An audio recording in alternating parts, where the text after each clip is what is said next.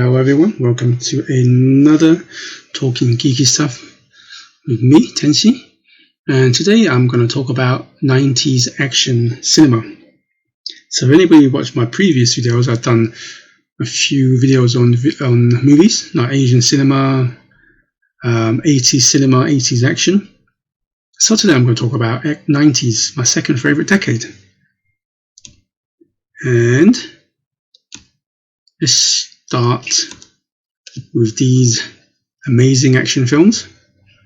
And of course, one of my favourite action movies of all time, if not probably number one, is Terminator 2, Judgement Day. Definitely Arnold Schwarzenegger's best film. It was also the film that really gave me that experience, what a cinema experience is. You know, I was 14. I mean, in the UK, Terminator 2 was rated 15. It was edited a little bit from the American version just to get that 15 certificate. And I, got in because back then, not many people, theatres was not as strict as today, checking for ID and so on. So I got in. And it was a fantastic and an amazing experience. It was truly the film that made me realize what cinema truly is. I mean, don't get me wrong, the 80s had some fantastic films, of course, but I was too young to appreciate them. But of course, now I'm in my teenage years, starting to notice certain things. Terminator 2 was that film that really made me appreciate what cinema is and why certain films need to be watched in a big screen with amazing sound and an audience as well. Moving on, you can see the similarities from 80s to the 90s a little bit, where, I mean, you had better set pieces because the special effects got better. I think they investing in more money in the films, of course, because cinema grew bigger around the world. So, companies start investing more money and so on. And I would say you had better actors. I mean, you don't go to an action film to see Oscar performance, right? But the acting did get better, special effects got better, set pieces got better because they had more money to produce, right?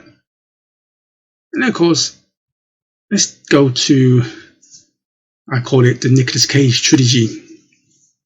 I love those three films. I mean, let's start with The Rock.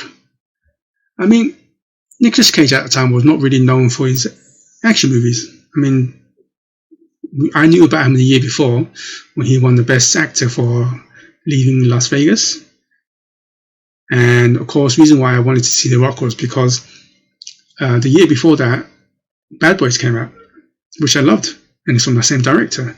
So I went to see The Rock, and it was great. One of Michael Bay's best films.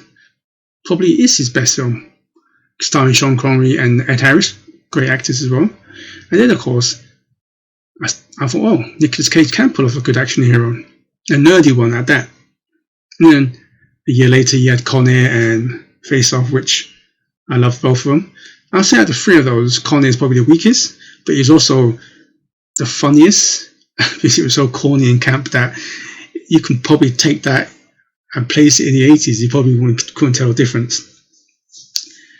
And another good film, what I found was funny, great action set pieces was, and quite underrated as well, is the Long Kiss Goodnight.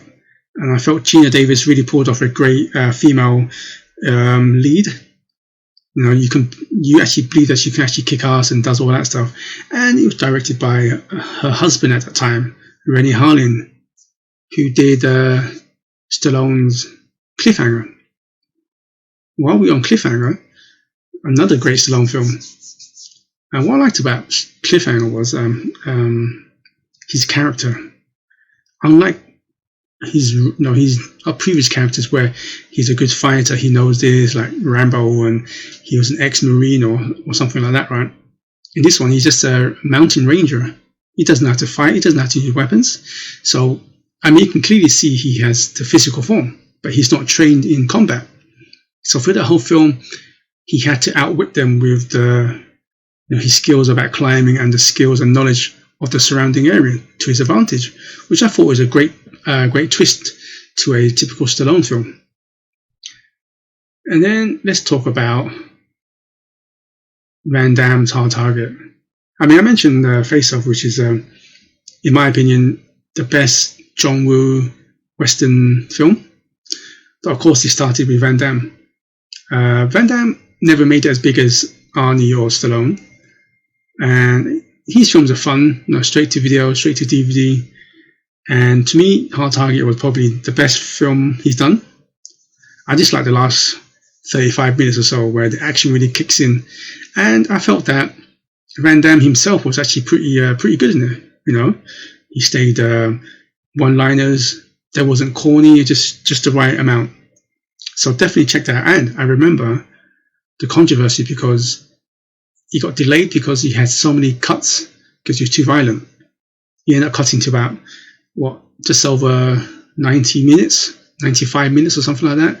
I would love to have seen the uncut version. Maybe, who knows? They might release one soon. And then let's talk about Speed. I wasn't a big fan of Keanu Reeves back then. I love him now. I think he's fantastic. One of my favorites now. But back then, I just couldn't stand him. I don't know why. I mean, I liked him in Bill and Ted, of course, but I just couldn't see him as an action hero. So I went to watch Speed, and with a friend of mine, I thought, okay, I might as well watch it. Come out pleasantly surprised. I enjoyed it. I actually enjoyed it a lot more now, of course. And of course, in the end of the 90s was The Matrix, another fantastic action movie. Shame that 2 and 3 was a bit crap. Speaking about 2 and 3s and so on, I mean, Die Hard with a Vengeance, great Die Hard film. I mean, which one's better, Die Hard 1 or Die Hard with a Vengeance? I still prefer 1, but 3 was so close behind.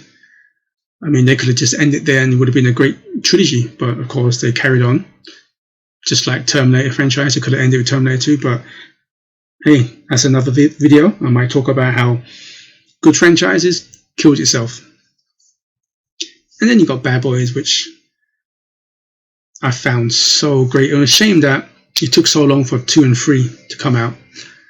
And my first introduction to Michael Bay, and at the same time is because Will Smith has always been that Fresh Prince of Bel-Air. I never really saw him as an action person, but that film made me believe he was a good fit for action movies. And let's move on to some honorable mentions.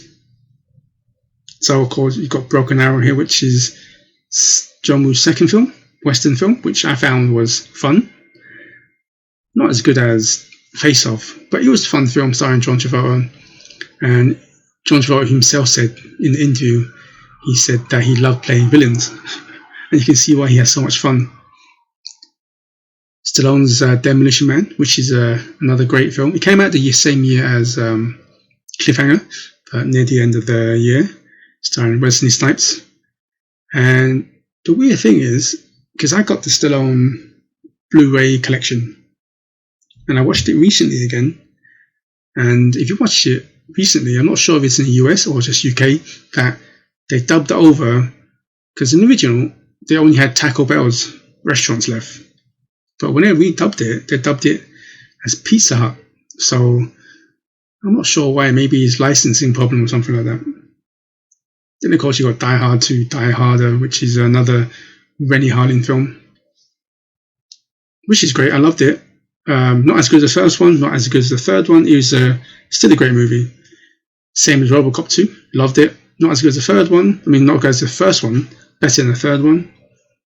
And Eraser is probably Arnie's best or last best 90s action film.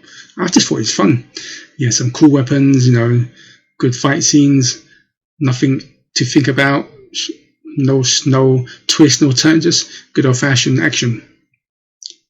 Then you got a good comeback with John Cusack, Grosse Point Blank, because we all knew him from the 80s, right?